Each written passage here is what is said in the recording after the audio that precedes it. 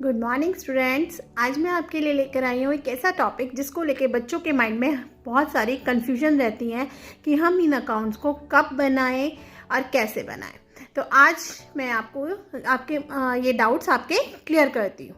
सबसे पहले हमारे 3 तरह के अकाउंट्स होते हैं, प्रोविजन फॉर टैक्स, एक accumulated depreciation and fixed account. In accounts को बनाने के लिए हमारे माइंड में हमेशा कन्फ्यूजन रहती है कि भी मैं ये अकाउंट्स बनाऊं, कब हमें ये बनाना है, कैसे बनाना है, ये सब कुछ। तो आपको आज ये क्लियर करती हूँ। हमारे ये तीनों अकाउंट्स कब बनते हैं, जब हमें एडिशनल इंफॉर्मेशन इस गिवन होती है। एडिशनल इंफॉर्मेशन क्या होती है बेटा? अगर आपको नोट्स में नीचे इंफॉर्मेशन दी होती है रिगार्डिंग इसी चीज़ से रिलेटेड, टैक्स से रिलेटेड होगी या एसेट से रिलेटेड होगी या डेप्रिसिएशन से रिलेटेड होगी, तो जब आपके पास ये इन्फॉर्मेशन होती है तभी हमारे ये एडिशनल इन्फॉर्मेशन हमें गिवन होती है, तभी हमारे अकाउंट्स बनते हैं।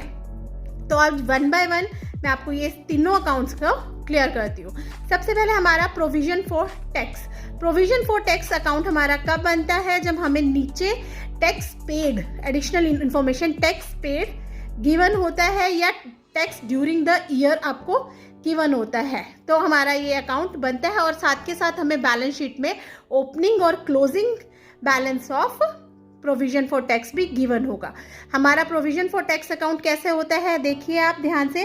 प्रोविजन फॉर टैक्स अकाउंट में हमारा सबसे पहले क्या आता है, एक आपका debit side, credit side, debit side and credit side. आपको by balance brought down credit side लेना होता है एंड उसके बाद टू बैलेंस कैरी डाउन आपका डेबिट साइड आ जाएगा।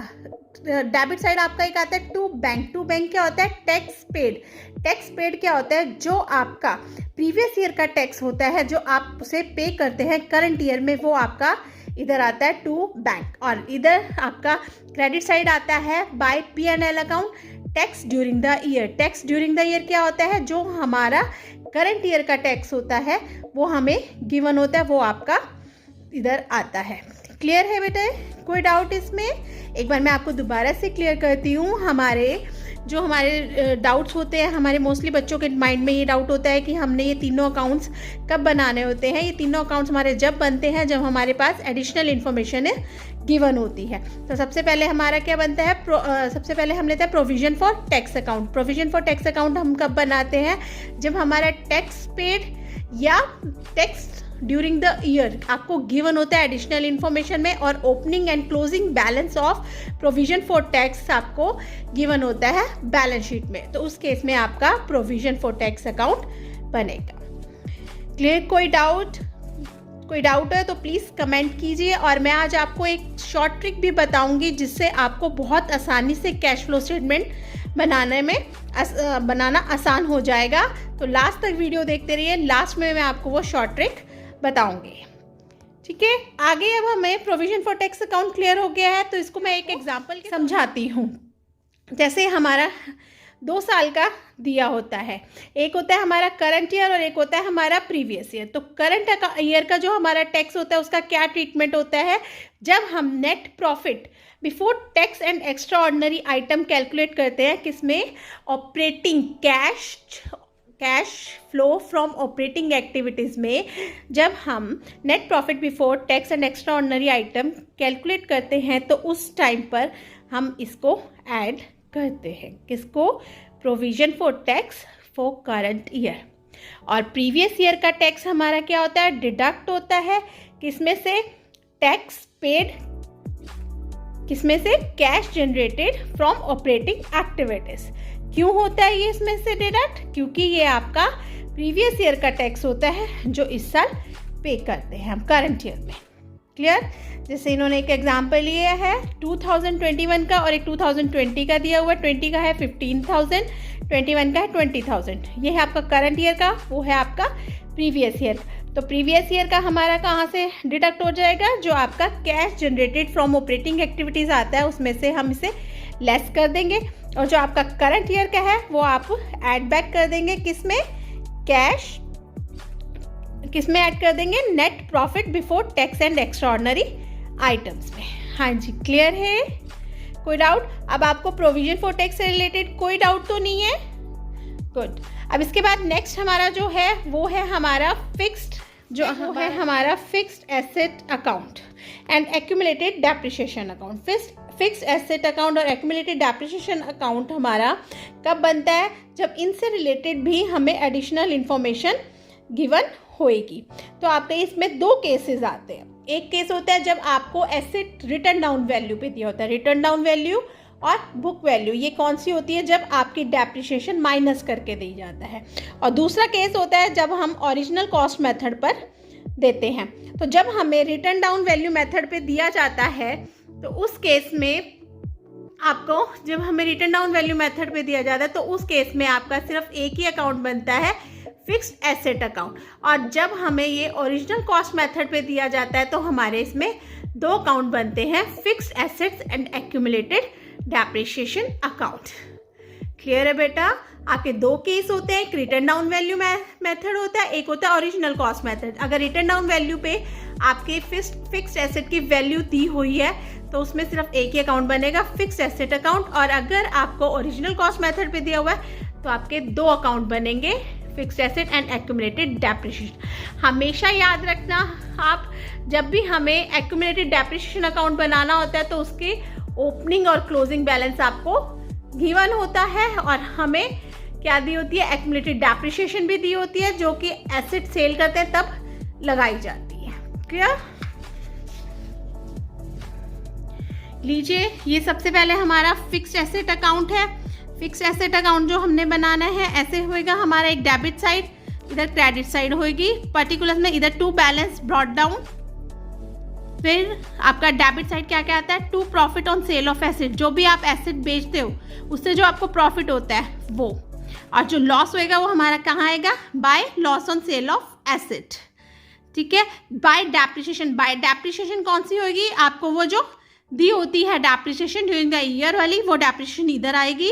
और by bank sale of asset, sale of, अगर एसेट सेल होते हैं तो उसकी वैल्यू आप क्रेडिट साइड लेते हो और अगर परचेज करते हो तो उसकी आप डेबिट साइड लेते हो। और बाय बैलेंस कैरिड ऑन, इसमें क्या होता है बेटा जी? आपको बैलेंसिंग फिगर निकालनी होती है। हमारा ये अकाउंट बनाने का मेन मकसद ही क्या होता है कि हमें परचेज या सेल या प्रॉफिट या loss of asset find out करना होता है। इसमें अगर आपको ये सारी चीज़ें गिवन होती हैं, मतलब आपको या तो बैंक सेल नहीं दी होगी या आपको परचेज नहीं दी होगी, तो आपको वो लेनी होती है। अगर आपकी परचेज भी दी है लेकिन आपका जो क्रेडिट साइड ना तो सेल दी है ना डेप्रिसिएशन है, तो ये आपकी मर्जी होती है, इट्स योर चॉइस कि आपने जो बैलेंसिंग फिगर आते हैं उसे सेल लिए या डेप्रिसिएशन ले। ये इट डिपेंड्स अपॉन यू।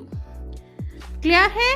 क्यों बनाया जाता है फिक्स्ड एसेट अकाउंट? क्योंकि हमें परचेज या सेल ऑफ एसेट या डेप्रिसिएशन फाइंड आउट करनी होती है, जो भी मिसिंग वैल्यू होती है उसको फाइंड आउट करने के लिए ये बनाया जाता है। क्लियर?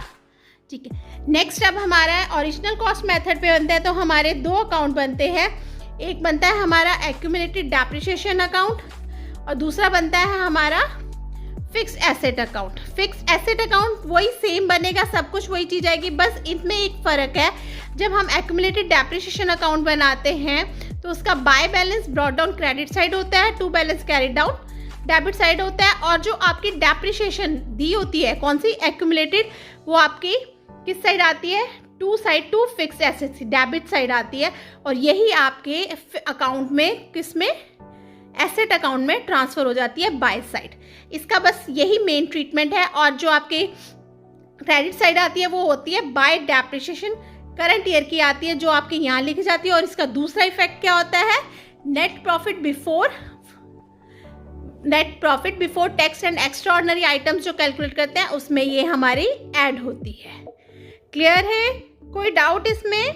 बेटा जब हम एक्यूमुलेटेड डेप्रिसिएशन अकाउंट प्रिपेयर करते हैं तो उसमें हम एक्यूमुलेटेड डेप्रिसिएशन लेते हैं फिक्स्ड एसेट अकाउंट में भी, और जो करंट ईयर की डेप्रिसिएशन होती है वो हम उसे एक्यूमुलेटेड डेप्रिसिएशन अकाउंट में लिखते हैं और not in fixed asset account में नहीं लिखते। क्लियर है? कोई डाउट? एक बार दोबारा से मैं आपको क्लियर करती हुई सारा कि भी हमने जब आपका रिटर्न डाउन वैल्यू पे हम बनाते हैं तो हमारा फिक्स्ड एसेट अकाउंट बनता है। फिक्स्ड एसेट अकाउंट में हमारा to balance brought down by side carry down आ जाता है, और अगर हमारे परचेज करते हैं तो टू साइड आते हैं, टू बैंक सेल होता है तो by bank sale of asset आता है, और जो अगर प्रॉफिट होता है तो प्रॉफिट और sale of asset to side आएगा, और लॉस होगा तो बाय साइड, और बाय साइड ही आपकी डेप्रिसिएशन चार्ज होती है, ठीक है। और अगर हम दोनों अकाउंट बनाते हैं ओरिजिनल कॉस्ट पे, तो हमारा इसमें सिर्फ एक ही डिफरेंस है कि हमें इसमें एक्यूमुलेटेड डेप्रिसिएशन दी होती है। एक्यूमुलेटेड डेप्रिसिएशन हमने अपने एक्यूमुलेटेड डेप्रिसिएशन अकाउंट में लेनी होती है, साथ के साथ वो हम ट्रांसफ़र करते हैं एसेट अकाउंट में। एसेट अकाउंट में बाय साइड एक्यूमुलेटेड डेप्रिसिएशन लेते हैं, और आपका जो भी डेप्रिसिएशन करंट ईयर की होती है वो आप एक्यूमुलेटेड डेप्रिसिएशन अकाउंट में लेते हो। बस इसका यही डिफरेंस है। कोई डाउट बेटा? अब आप लोगों को क्लियर हो गया है कि हमें provision for tax account, accumulated depreciation account और फिर फिक्स एसेट अकाउंट कब बनाने होते हैं, जब हमें एडिशनल इन्फॉर्मेशन गिवन होती है। बिना एडिशनल इन्फॉर्मेशन के हमारे ये अकाउंट्स नहीं बनते हैं। Clear?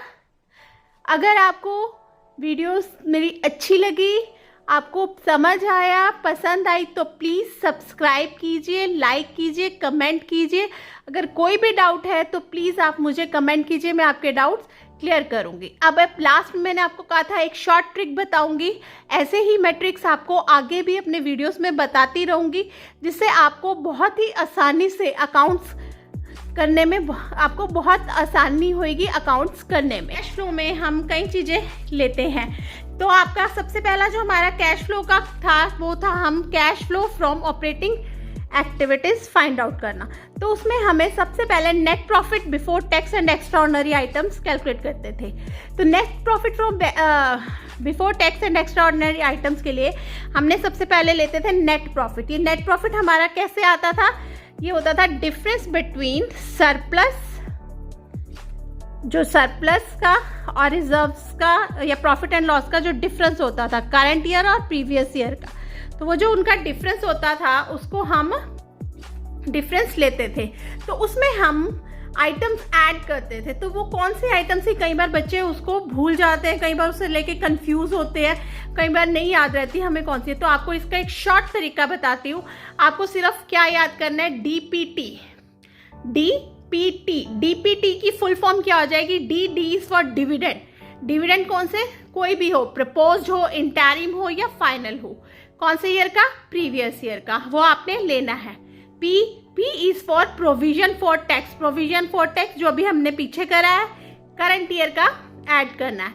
And T is for transfers to reserves. बस ये तीन आइटम्स, तीन चीजें याद रखनी है आपको, इससे आसानी हो जाएगी और आपको ये net profit before tax and extraordinary items calculate करने में बहुत इजी से आप फाइंड आउट कर सकते हो। और लेस करते हैं इसमें से रिफंड ऑफ टैक्स, जो आपका टैक्स वापस रिफंड हो जाता है, तो आपका नेट प्रॉफिट बिफोर टैक्स आ जाता है। अगर आपको ये पसंद आई मेरी ट्रिक, तो आगे आने वाली वीडियोस में भी मैं ऐसे ही शॉर्ट ट्रिक्स आपको डालूंगी, जिससे आपको आपके एग्जाम्स के लिए बहुत ही ज़्यादा फायदा होएगा। Thank you.